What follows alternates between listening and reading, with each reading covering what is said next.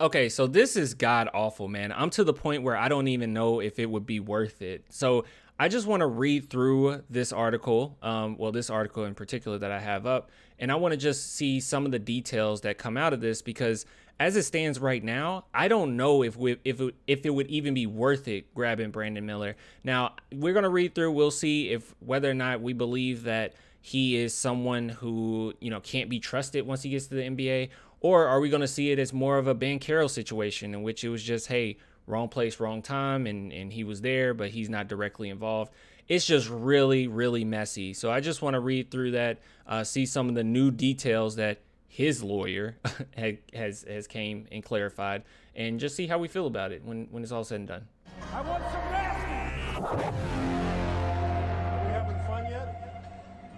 All right, so as always, before we get started, don't click the link in my description, clanthemerchfan.com. Do not click that link in my description. Just don't do it, okay? It's a lot of dope stuff there, so just ignore it. Okay, all right, so let's go ahead and go through this. Not yet. So this is Tristan Ferris' opinion of it. He is not very happy, and so is a lot of people. But he says Brandon Miller brought a loaded gun to the murder scene. These are just kind of the spark notes, if you will. Miller was close enough to the scene that 2 gunshots hit his windshield. Then when asked, Nate Oates said they knew about that, claiming Miller was wrong spot at the wrong time. So let's go ahead and read through this. So if you guys don't know what happened, this young lady right here was brutally murdered. Okay, she was shot. You see, we can even bring up some pictures here. The people involved is Darius Miles, and that's her right there, 23-year-old mother. And Michael Davis, is that his name? Yeah, Michael Davis. They were involved. They killed her. Here's another picture of her. And yeah, so they're teammates of, or former teammates now of, Brandon Miller. All right, so let's go ahead and read through this. All right, let's go ahead and see what's going on. So let's see. So this is what some of the details we have thus far, and then we'll look at what the lawyer has to say. Alabama freshman basketball standout Brandon Miller brought the gun used at the Tuscaloosa Strip killing of a woman that led to capital murder charges for his now former teammates Darius Miles and 20-year-old Michael Buzz Davis. According to law enforcement testimony today, Miles contacted Miller and asked him to bring his gun to where they were. According to police, the gun belonged to Miles. So he just asked Brandon Miller, hey, can you bring me my gun? I don't know. I'm very curious to see if anything comes out what Miller's response was to that. I don't know if it was a, hey, why do you need this? Or if it was a, hey, what's going on? Are you in trouble? I really want to know. Oh, are you about to kill someone? I don't know. I'm curious. When Miller got to the scene, Miles told Davis the heat is in the hat. Detective Culpepper said that meant a gun was present. Well, yeah. Miles added, there's one in the head. Culpepper said meant round was in the chamber. Anyways, Miles moved his girlfriend back to get her out of the line of fire. Culpepper added, Miller's windshield was struck twice by gunfire in the shooting. Police testified another Alabama basketball player, Jaden Bradley, was also at the scene of the shooting, according to testimony. Asked by AL.com why Miller was not charged, Chief Deputy Whitley said, that's not a question I can answer. There's nothing we can charge him with, according to the law, she said. Now moving on, Alabama coach Nate Oates said that Miller is not in any trouble as a result of his alleged involvement. We knew about that. Can't control everything everybody does outside of practice. Nobody knew that was going to happen.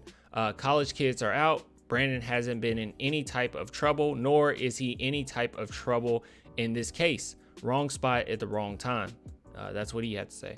The testimony came in Tuesday's preliminary hearing, for Miller's 21, Davis 20. Just to ruin your life at 20. I couldn't imagine. I couldn't imagine. Just ruin your life at 20, man. 20. Both of whom are charged in the January 15th killing of Jamia Jonay Harris, and she was 23. Wow, you ruined your life, and yeah, you destroyed her. She don't even have one anymore. The testimony lasted more than 2.5 hours before District Judge Joanna Janik. Miles is represented by Mary Turner. No one cares. Both attorneys asked that their clients be released on bond. That's not going to happen. They claim their client shot in self-defense. Miles' mother, Tracy Harris, a veteran police officer, and Davis's mother, Annie Davis, both testified that they would make sure their sons would abide by all bond conditions and be present for future court hearings. Miles and Davis have been best friends since middle school. Man, according to Davis's mother testimony. The judge ruled that there is enough evidence against Miles and Davis to send the case to the grand jury for indictment considerations. She also denied their request for bond. Obviously, okay? Obviously, that happens all the time. Yeah, obviously. Both Miles and Davis sobbed at the end of the court hearing. The two remain held without bond in county jail. Harris, the mother of a young son, was in Tuscaloosa visiting her cousin and boyfriend for the weekend when she was shot in the early morning hours. Wow. So she wasn't even involved. Wow. Jeez, dude. About 1:45 a.m. that Sunday, police and University of Alabama police were dispatched to the Walk of Champions at Bryant Denny Stadium on a shooting. Wow. Hold on. Let's take a look at this.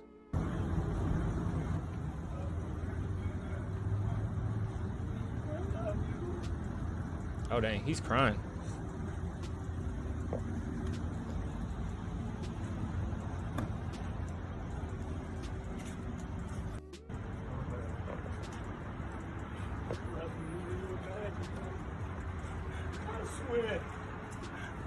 More than you imagine.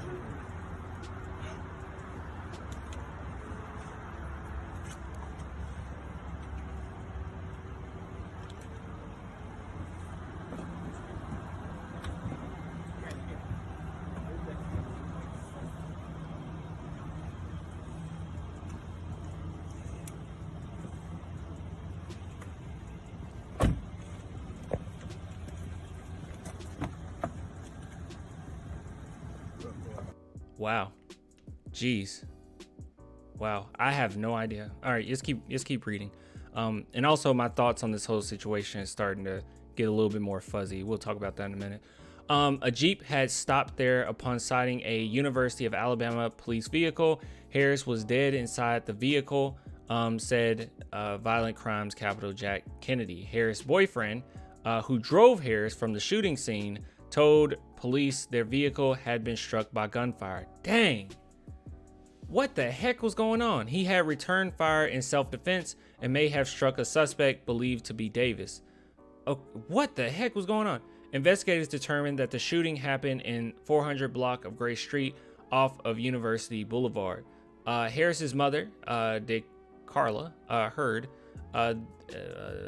told AL.com, the ordeal began with the suspects trying to talk to Harris, who told them she had a boyfriend and wasn't interested. Oh, so they did know her. They did know her. Why is Harris's mother talking about this? Oh, God. Why is she talking about this? This isn't a good idea. You shouldn't be talking about this. Court records state Davis fired the deadly shots and that Miles admitted to providing Davis with the gun. I have no idea what happened in this situation. They were trying to talk to her. She said she had a boyfriend and they shot. I don't know. This is stupid.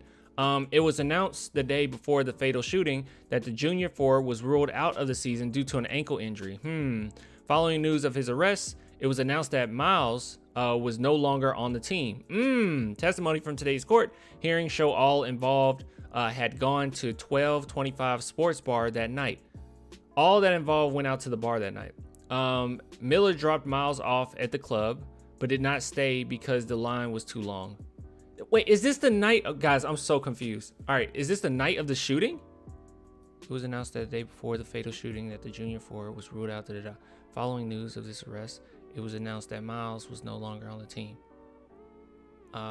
Testimony from today's court hearing show all involved had gone to the bar. Okay, I think they mean the night of the shooting. Okay. After leaving the club, Harris, her boyfriend. No, wait. Okay, I'm completely confused. All right, we're talking. I don't know. Let's go. Okay, let's go. Yep. I don't know. I don't know what's going on. Okay, I'm sorry, guys. I'm terrible at this. Anyways, After leaving the club, Harris, her boyfriend, Cedric Johnson, and her first cousin, Asia Humphrey, stopped at a nearby grill to get something to eat. All right. It was then they encountered Davis. Okay, this is what everything that happened. All right. Who was dancing in front of Harris's Jeep. Okay, this is how everything led. Gotcha. Johnson told Davis that his girlfriend was not interested and to move along. It got a little elevated. Are you serious? Dude, you're going to jail for life over this? Culpepper said Davis said, "You don't know who I am and what I do." Oh my goodness. Miles and Davis walked away from the victim's Jeep, but later returned. Oh my God. Two vehicles, a Dodge Charger and a Dodge Challenger that belonged to Miles' teammates, Miller and Bradley, were blocking the road where the Jeep was parked. Miles and Davis walked to Miller's car and got something, believed to be a gun, out of the back seat. Culpepper said Miles had texted Miller saying, "I need my joint," which is slang for a gun, police said. Moments later, Culpepper testified, Davis approached the victim's car and said, "I told you I was going to get you," and then began firing through the driver's side window of the Jeep. He fired at least 8 shots, some of them while running in an arc from the driver's side around the back of the vehicle. How could you be so stupid? I don't get it. I don't understand. I mean, how? Why? God, dude. This happens way too often, man. God, dude, we really gotta. God, we really gotta help guys with their egos, man. I mean, the fact that your brain goes to I'm choosing violence is insane. Let it go. Oh man, jeez, this is terrible. All right, I'm ready. I'm sorry. This is just so dumb. So he fired at least 8 shots, some of them while running in an arc from the driver's side around the back of the vehicle. It was then the detective said that Miller's Charger was struck by 2 bullets. I wonder, was he in the car? I guess he was, maybe. Johnson, the victim's boyfriend, returned fire, striking Davis in the shoulder. Harris was struck in the left side of her face. Oh my God. The victim drove to the Walk of Champion where they found a police officer and stopped. Harris was pronounced dead there. Culpepper testified that shortly after the shooting, police received a 911 call from Miles. He made the call from University Downs Apartments and reported that his friend had been shot. Okay. Miles told the dispatcher and later police that he was at the apartment with his friend Davis showed up with a gunshot wound. Miles said he didn't know where Davis was when he got shot or how it happened. In later interviews, the detective said Miles said he and his girlfriend picked Davis up downtown after he was shot. Finally, Culpepper said police told Miles that all of it was caught on surveillance video from the bar, and it was then he admitted to being there during the shooting. Culpepper says some of what happened was captured on dash cam from Miller's vehicle. After learning that, he said Miles admitted to contacting Miller to bring him his gun and said Davis had gotten the gun from Miller's vehicle. He also acknowledged moving his girlfriend out of the way before the shooting started. Culpepper testified that Davis told investigators that he was drunk on Tito's tequila and didn't remember what happened. Defense attorneys claimed that Miles and Davis could have been in fear. They said they had seen a gun in the victim's vehicle and noted that that when they could have left the area before the shooting, they instead came back, turned off their vehicle lights, and stopped. Good God. Okay, so all right, so these two guys just absolutely destroyed their lives. Okay, so I don't know if there's any way around that. The one that actually shot will get worse, obviously, but geez, the way that you could just destroy everything, just too much ego. Now what we really care about is the fact that there's a victim. So I condolences to her family. I know that like my prayers and condolences doesn't mean much, but I couldn't fathom losing somebody in this manner. This is absolutely ridiculous. I will be furious.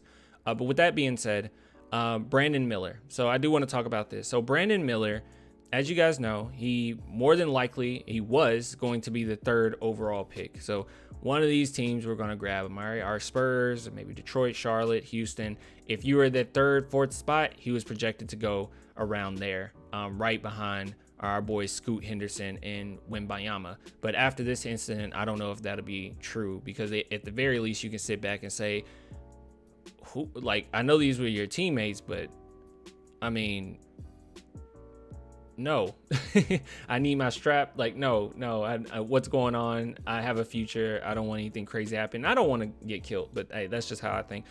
So this is Brandon Miller's attorney, and he's basically clarifying quite a bit. So let's go ahead and open this up here, and we'll read through what he has to say. So, as one of the attorneys of Brandon Miller, I wanted to provide additional facts on Brandon's behalf in response to misstatements and reporting yesterday regarding Brandon. Brandon and his family are horrified and saddened by the events that led to the senseless death of Miss Harris, and continue to offer their most sincere thoughts and prayers for her family. Yeah, I really feel bad for her son. On January 14th, Brandon played in a basketball game in the afternoon and later was asked by Darius Miles for a ride to the strip area to go to the nightclub. Okay, we know that. Mr. Miles brought his legal handgun, okay, and left it in the back seat of Brandon's vehicle. Brandon never saw the handgun nor handled it, okay? Further, it is our understanding that the weapon was concealed under some clothing in the back seat of his car. Okay, that's weird. Okay, that's a little weird. Okay, Brandon did not go inside the nightclub. Instead, he left and went to a restaurant to eat. At approximately midnight, Mr. Miles began asking Brandon to come pick him up so that they could leave and go to another location and join friends. Brandon advised that he will be along later, and approximately 1 hour later, Brandon began to leave the restaurant to pick up Mr. Miles, but first had to give another companion a ride home. Before Brandon arrived to pick up Mr. Miles and the individual with Miss Harris apparently exchanged words without Brandon knowing any of this context. And as Brandon was already on the way to pick up Mr. Miles texted Brandon and asked him to bring him the gun. Oh, if this is true, this changes everything. Okay, we're getting a little bit more context now, guys. It's getting juicy, all right? His firearm. All right, Brandon subsequently arrived at the scene to pick. So he might not even seen the message, huh? So Brandon never got out of his vehicle or interacted with anyone in Miss Harris's party. He was never involved in a verbal altercation. Well, we know that.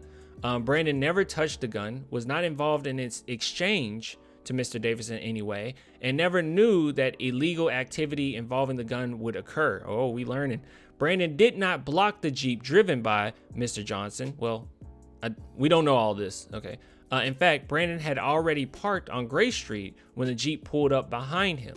The street was never blocked by Brandon's vehicle. Gunfire erupted shortly after the Jeep arrived, and Brandon's vehicle was struck by bullets fired from one of the guns. Brandon quickly left the area with gunfire erupted.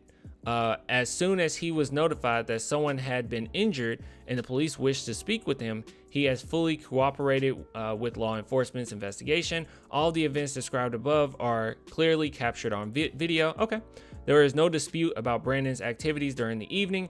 Brandon has submitted to multiple interviews to assist law enforcement in further understanding the situation. He has volunteered to have his phone contents extracted, as well as that of the content of his automobile. He will continue to cooperate as any citizen should who has witnessed a serious incident. Brandon does not own a firearm and has never handled a firearm. Moreover, he had no knowledge of any intent to use any weapon. So if that's true, he didn't know that the gun was in the car. He didn't even know that there was something going down, right? So it sounds like, if this is all true, that he got a message to say, hey, come pick me up. And then all that BS happened on his way there. And he got a subsequent message saying, bring my strap. And you're already there at that point, right? So, okay, that makes sense. That makes total sense. And if that's true, I think that does give a little bit more context. All right, so with that being said, let's just assume that this is true and the initial information that we got was not. So I would argue that this is closer to the Banchero situation when it came to the DWI charge, in which he he was kind of involved, but he didn't get charged with anything. He was there, but nothing terrible came out of it, at least on his end. So that might be very similar to this situation. So I don't want to, we're going to get more information obviously as this goes on, but I did want to at least bring this to your attention because this is a player that's a very like high profile player. Now, another thing too is with players that are very high profile, every now and then you get, let's just be real, you get some protection for these players. Okay. They get a lot of protection. So some of this could be not true. I'm sure it's somewhere in between the middle, but I will tell you this right now. If he genuinely did not know that the gun was in his possession, if he genuinely did not know what was going on, and the first message that he got wasn't, hey, I need my gun, I feel way different about it if that's true. But if he did get that message, I need my gun, and yeah, but it's kind of hard too, because I'm like, dude, you can't just. It'll be nice if we knew the people that we're hanging out with a little bit more, but it sounds like, and I'm sure there's more context to it, but it sounds like even him going to the club, he was different than them. He was like, yeah, I'm not staying here. Too many people. I don't care. And he bounced doing his own thing. So it might've just been one of those, hey, you're my teammate. You know, I'm going to hang with my teammates regardless. And they were just all the way over here and he was all the way over here. And they are just on two different levels, two different playing fields as far as character and all that. So that might be true. But yeah, that's why I wanted to read through this and I wanted to react to it with you guys, because I didn't want to necessarily just start a video with and just feel that way the entire time. This definitely changed my thoughts just a little bit. So we'll see what comes out of it. But man, oh man, what a messy story. And now the question still remains, would he still be top 3? I wouldn't be surprised if he dropped still after something like this. I mean, his talent is really, really there, but at the same time, something like this is bad. Okay. So people are going to question your character and stuff like that, but I don't know. That's a tough one. Well, anyways, wanted to go in and talk about that. If you guys want to support the channel, clanthemerchfan.com, link in the description, or become a patron, a YouTube member, only $2 per month. But yeah, I'll get with you guys later. Until next time. Bye.